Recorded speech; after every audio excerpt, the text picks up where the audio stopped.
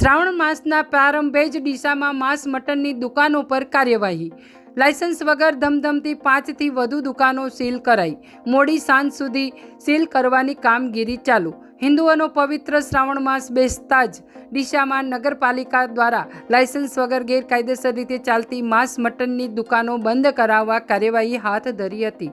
જોકે લોકોના મોટા ટોળા એકત્ર થતા પાલિકા દ્વારા પોલીસ બંદોબસ્ત વચ્ચે 5થી વધુ દુકાનોને સીલ કરી મોડી સાંજ સુધી કાર્યવાહી ચાલુ રાખી હતી। ડીસા શહેરમાં શ્રાવણ મહિનામાં માંસ મટનની દુકાનો બંધ કરાવવા તંત્ર સમક્ષ રજૂઆત કરાઈ હતી। જે અનુસંધાને ડીસા નગરપાલિકા દ્વારા શહેરમાં લાયસન્સ વગર ગેરકાયદેસર રીતે ચાલતી માંસ મટનની દુકાનોને નોટિસો પાઠવવામાં આવી હતી। ત્યારબાદ પણ દુકાનો ચાલુ રહેતા આજે શ્રાવણ માસના પ્રારંભે જ પાલિકા દ્વારા માંસ મટનની દુકાનો બંધ કરાવવાની કાર્યવાહી હાથ ધરવામાં આવી હતી। જોકે દુકાનો બંધ કરાવવા જતાં લોકોના ટોળે ઉમટી પડતા નગરપાલિકાના અધિકારીઓ દ્વારા પોલીસ બંદોબસ્ત બોલાવવામાં આવ્યો હતો। જ્યારે પોલીસ આવતા જ ટોળાને વિખેરી દેવાતા પાલિકા દ્વારા દુકાનો સીલ કરવાની કામગીરી હાથ ધરાઈ હતી। પાલિકા દ્વારા કાર્યવાહી કરાતા અનેક દુકાનદારો દુકાનો બંધ કરી નીકળી ગયા હતા।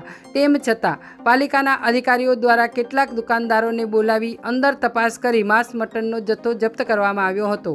આ અંગે પાલિકાના અધિકારી મનોજભાઈ પટેલે જણાવ્યું હતું કે તંત્ર દ્વારા પાડવામાં આવેલા જાહેરનામા મુજબ ગેરકાયદેસર રીતે લાયસન્સ વગર ચાલતી માંસ મટનની દુકાનો પર કાર્યવાહી હાથ ધરવામાં આવી હતી। જેમાં 5થી વધુ દુકાનોને સીલ મરાયું હતું।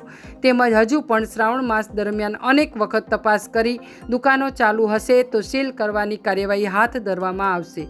Bureau report, state news, Banaskantha.